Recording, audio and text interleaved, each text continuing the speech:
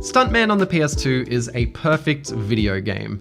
Sort of. It's one of those games that doesn't necessarily aim for the sky, but instead it revolves around a simple core idea and then takes that idea as far as it goes. It's comparable to games like Portal or SUPERHOT or pretty much any rhythm game that have one central straightforward concept and then attempt to polish and execute that concept to perfection. And again, Stuntman sort of does. The idea is, you're a stuntman. I'm known for my insightful analysis, and as a stuntman you must almost flawlessly drive your car, truck, bike, snowmobile, whatever it may be, through a short stage, doing every action you're directed to do, whether that's drifting around a specific corner, near missing traffic, crashing into a wall, stopping in a zone, jumping in a gap, that sort of thing. The margin for error is tiny, and I'm sure you get the idea of what you do just from the brief gameplay that you've seen so far. Like I said, it's very straightforward. Stuntman was made by Reflections Interactive, the same devs behind the Driver games, and so it shares Driver's excellent heavy, tire-screeching, tail-out driving DNA. Slingshotting a drift around a corner feels as amazing here as it did in Driver. It strikes that perfect balance between having enough control to allow for precision, but not too much control so you still have to fight your way around corners. Words don't do justice to just how good the driving feels in both Stuntman and Driver. And like Driver, Stuntman shares an obvious reverence for classic car chase movies, only now it's even more upfront about it. The missions are all framed by different films, and each film is a parody of a famous franchise or genre. Toothless in Whopping is the first, which is an obvious nod to Guy Ritchie's British gangster flicks. Hoopin' and Hollerin' is Dukes of Hazzard, and then you have a John Woo film set in Bangkok, a snowy Tom Clancy film, an Indiana Jones film in Egypt, and finally Live Twice for Tomorrow, which is a great title for a 007 film. 6 films in total, great loading screen title cards for each, vastly different settings and styles, and plenty of varied vehicles from sports cars to snowmobiles to bikes to trucks to tanks and even to tuk-tuks. They all handle just as differently as you'd expect. In pre-release interviews, lead designer Martin Edmondson often credited another less obvious film as one of Stuntman's biggest inspirations, and that film is the 1978 Burt Reynolds action comedy Hooper, which sees Sonny Hooper, an aging stuntman, gearing up for one final risky record-breaking stunt. Stuntman draws really heavily from Hooper, with a similar visual style showing a lot of the crew and equipment. The film director yells at Sonny Hooper with a megaphone in a similar way that the director in Stuntman does, and Hooper even has its own parody Bond film with its own great corny name. Unlike Hooper though, Stuntman doesn't really have an overarching narrative, you just sort of play as a generic stuntman guy. It's the final stunt in Hooper that Stuntman basically draws its entire concept from. The scene is long, extremely explosive, and ridiculous in that the movie is pretending that a stunt like this would all be shot in one long continuous take. So in Stuntman, each mission is multiple stunts strung together for one long continuous take, and stunts from Hooper's finale are even recreated in the game, like the one with the falling cooling towers and the massive bridge jump finale, which I only beat by the skin of my teeth. Stop!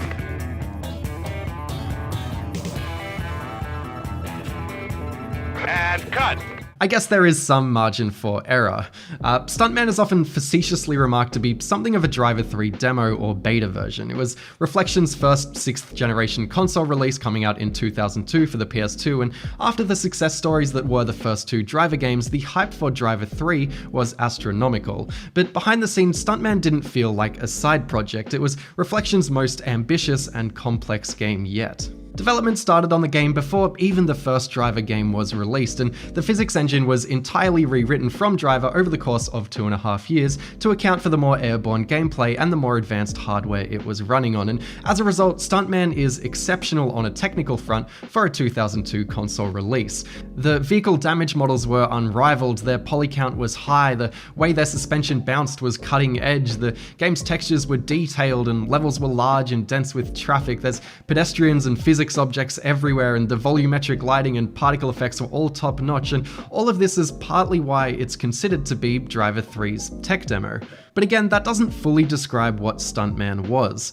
From a marketing perspective, it was all over magazine covers and getting TV commercials, and it was sold at full price, and it was hyped up as the next big game from the makers of Driver. So did Stuntman live up to the hype?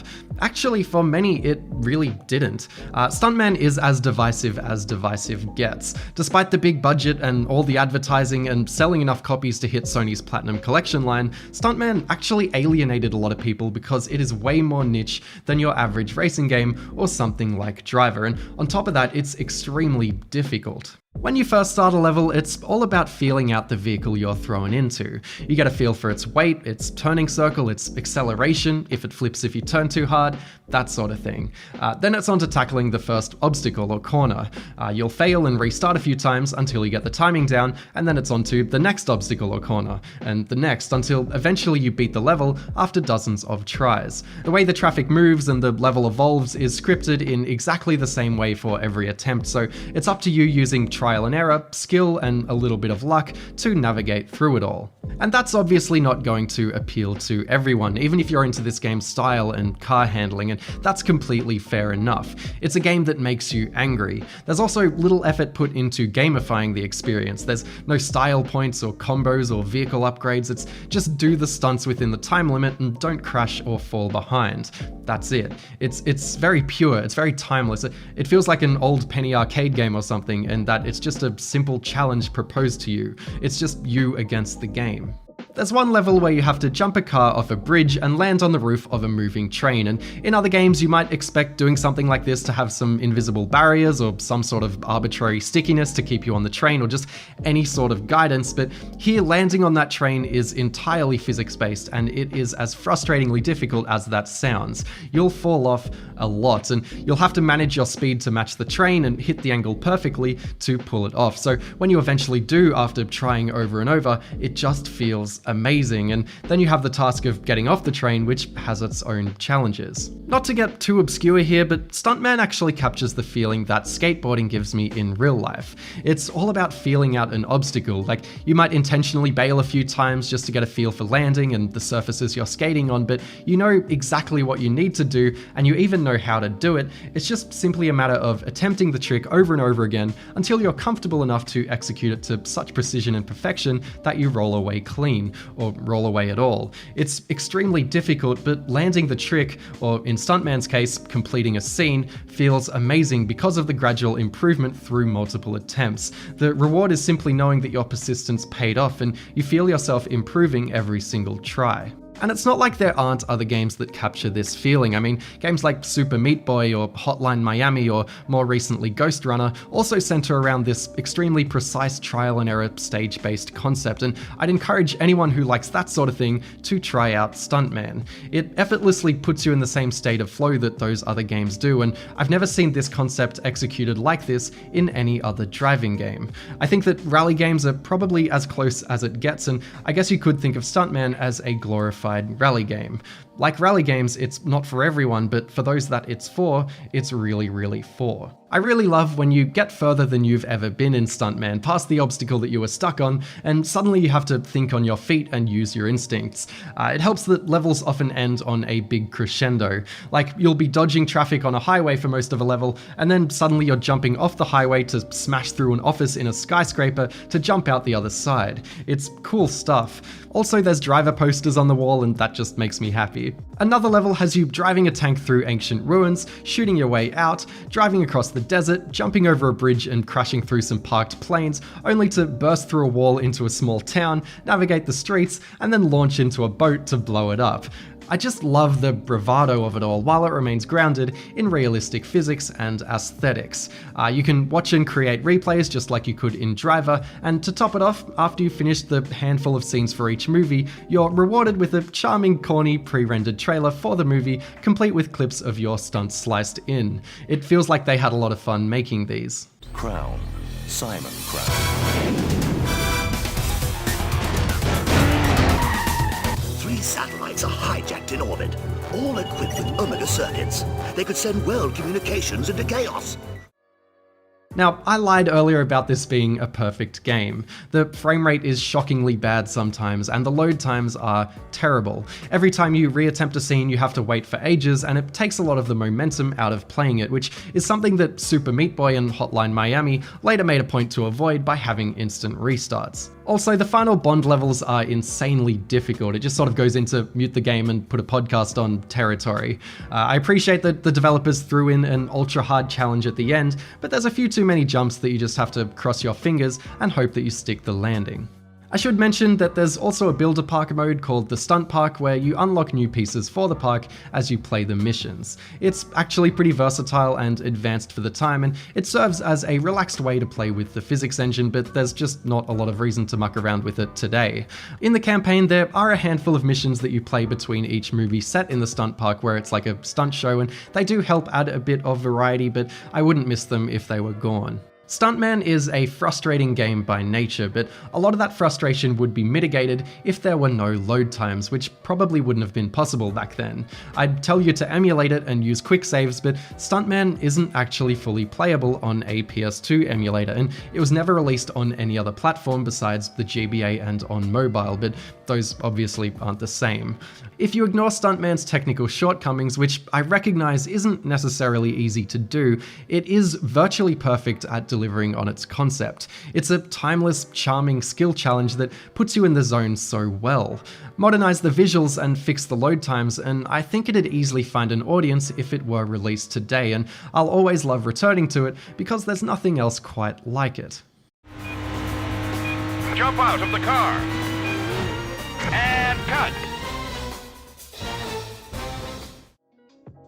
In the mid-2000s, Stuntman's publisher Atari reported millions of dollars in net losses, so in 2006 they started selling off studios and IPs to survive with what they called the divestiture of certain non-core assets. Corporate speak always amuses me. Among these sales included Stuntman, Driver, and their developer, Reflections Interactive. Driver and Reflections were bought by Ubisoft, whereas Stuntman was bought by THQ alongside a Texas-based developer named Paradigm Entertainment, who started developing a sequel to Stuntman under Atari before they were sold off. That sequel continued development under THQ and ended up releasing in 2007 as Stuntman Ignition for the PS3, 360, and the PS2. The PS2 version is surprisingly faithful, though it's obviously less flashy on a technical front, and it was actually my first exposure to this game, but for the sake of brevity, we'll stick to the better 7th gen version. The change in developer is immediately felt because Stuntman Ignition sort of takes the structure of that original Stuntman game and then does exactly what it made a point not to. It gamifies it. It's basically Stuntman Arcade. The heads-up display and menus have gone from a basic look meant to look like a camera's viewfinder to a more MTV Extreme Sports vibe. Giant green arrows direct you through the levels, the camera cuts to a slow-motion action shot to show off the big jumps, the visuals are more bright and cartoony, and the driving physics are way less realistic and way easier to handle. Drifting and jumping is certainly still fun, it's just a lot easier to pick up and a lot easier to master now, and most vehicles handle quite similarly, which is aided by the levels being less demanding. Roads are usually wider, traffic is less dense and easier to push out of the way, and generally the game doesn't expect you to be as pinpoint precise as you needed to be in the original. If you hit a street lamp in the original, it'll send you spinning and you'll probably need to restart the level, whereas here you'll just glide right through it and knock it out of the way as if it wasn't even there. Ignition is way more forgiving, which feels like a response to the first game being so absurdly difficult. Now it's all about stringing together a combo to score points. You get points for stuff like drifting, jumping, wheelies, near misses, and completing objectives, and to get a big score you have to keep your score multiplayer alive by doing this stuff back to back to back. Ideally you want to keep a combo for an entire level so you can get a 5-star rating at the end. New films are unlocked using these stars, so if you're not scoring very well you won't be getting that many stars, and you'll at some point hit a wall where you'll need to replay old levels to get a better score to unlock new levels. And I couldn't help but be a bit disappointed by all of this, at least at first. It's obviously a way less frustrating game, but the payoffs aren't quite the same. Lower peaks, higher valleys. But Stuntman Ignition isn't trying to be the original Stuntman, and as I embraced that it's aiming for something else, I really started to warm to it. Though there were some levels that I did beat on the first try, there's still plenty of levels that are challenging enough to recapture that same feeling as the original, especially the ones set in the snow. And comboing an entire level to get the full 5-star rating is exceptionally difficult if you're after that optional extra challenge. There's a different type of Tony Hawk-esque thrill that comes from maintaining a high combo, sort of desperately trying to near miss everything and drift around every corner. Restarting is instant now without any loading time, which is fantastic and impressive on a technical front. The frame rate is improved and it is backwards compatible on the new Xboxes, which pretty much fixes the frame rate. And like the first game, it's exciting unlocking and playing through all of these parody movies. We have an apocalypse movie, a sequel to the first game's Dukes of Hazzard movie, an 80s A-Team-esque action movie, a corny 70s cop movie, another 007 movie, this time titled Never Kill Me Again, and finally Night Avenger, which is a Batman movie, complete with a knockoff Joker villain. You unlock trailers for each movie again, and again, they are just great. 2 men stand, 1 man falls. Winners don't do drugs. Overdrive. Rated R. Outside of these trailers, Ignition has across the board opted for a sillier over-the-top comedic tone that the original game didn't have. Each movie's director is now a uniquely voiced character, and essentially they're avenues for some corny stereotypes and American humor. You have partying rednecks, a badass action movie star, and a pompous high art Frenchman, for example. It's lighthearted, silly stuff. Jim Boy's playing the lead, so you'll be doubling for him. Once for a reality show, we had Jim fly off a bridge in his shopping cart with handcuffs on. He was like chained to a goat. That was sweet! That goat ain't coming, man! That's our version of stunt driving, man. The stunt park returns, and it's functionally the same though. There's a new level-based mode where you have to use a limited amount of objects to complete set goals, which is a pretty decent welcome addition that gives the stunt park some extra purpose. Also, local and online multiplayer has been introduced, and while the score attack and race modes, which are set in some basic backlot courses, are fine, it really shines with its hot seat who can score better at the missions mode. Taking turns at the missions to not only survive until the finish line, but also to outscore your opponents is a great use of the new scoring system. There's so many ways things can go wrong, and because everyone watches everyone else's attempts, there's plenty of opportunities for like trash talking and embarrassing yourself. After playing and honestly loving the original Stuntman, it's really weird how you can beat every level here in just a single few hour long sitting. But that few hours is an absolute blast. It's an exceptionally focused set of levels that never dip in quality, and though there are less big memorable moments because of the lower difficulty and the fact that it reuses assets and locations a little too often, it's still demanding enough to be really engaging and creative enough to be novel and exciting.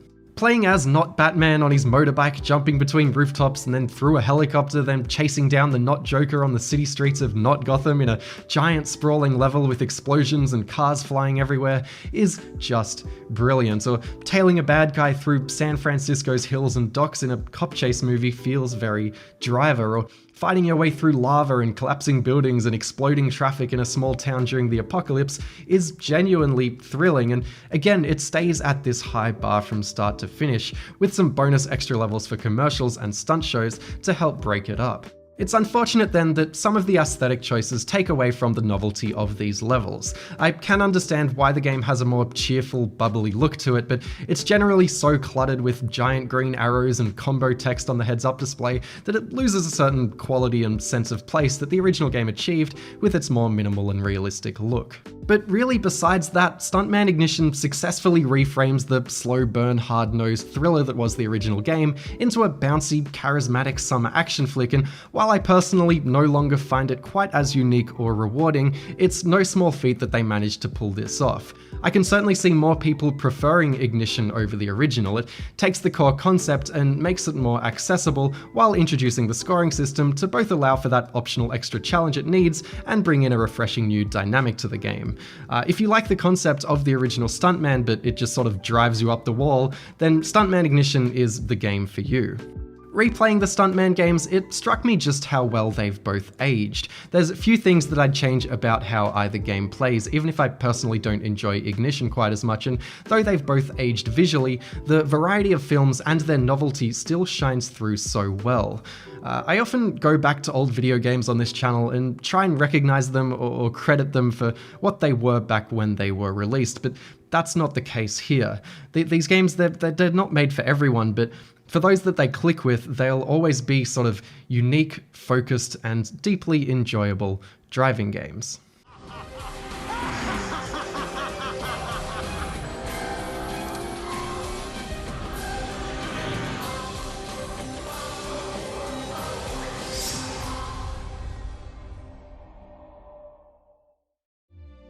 And with that, we wrap up the video. I just want to spend a moment thanking a few people. I want to thank Vortex and Nick from Driver Madness for helping me so much with the research for these videos and finding me old magazines and interviews and that sort of thing. You guys were insanely helpful and I can't thank you enough. I also want to thank the PS3 Online and LAN YouTube channel, or rather the entire community.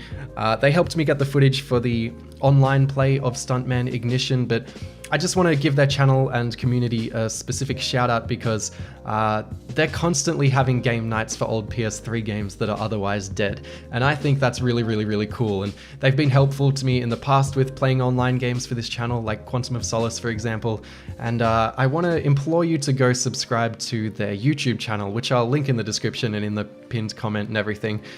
Because it's if that YouTube channel reaches 1,000 subscribers, then they can make these things called community posts, and if they post more community posts, more people see that these game nights are happening, and yeah, go check them out. And finally, I also just want to quickly thank my wonderful patrons. So thank you to my patrons, thank you to the patrons all coming up on the screen, and especially thank you to my $5 patrons: Analog Man, Anthony Gallagher, Anthony Heisel, Aradina Varon, Big J, Blake Barnett, Boggy Online, Connor Salinas, Cuggles, Daniel Gold, Devin Grandal, Dominic Chikoki, Dopants, Hazardous Kirby, Jared Kernop, Jay Gouls, Jenny McGlynn, Kane Ramsey, Kayla Labcat, Lucas Ray Sevic, Maximilian Kunzman, May Aris Mazaki, Melanie G, Michael Brennan, Minimme prefers shorter Patreon names, Mustache Duct Tape, Oscar, Peaceful Kumquat, Pewix, Plague, Raven, Ritalin for Kids, Salakin Sequa, Scott Hazlitt, Skied Panthera, The Paulgwin of Doom, Tia, Terrence Clint, Test Drive Unlimited 2, The Last Great Opium Den, Traplaw Ross, Trevor Corbin, Trixie Emerson, Wastelander 997, Writing on Games, and Zindictive. Thank you all so much as usual, and yeah, see you all in another video.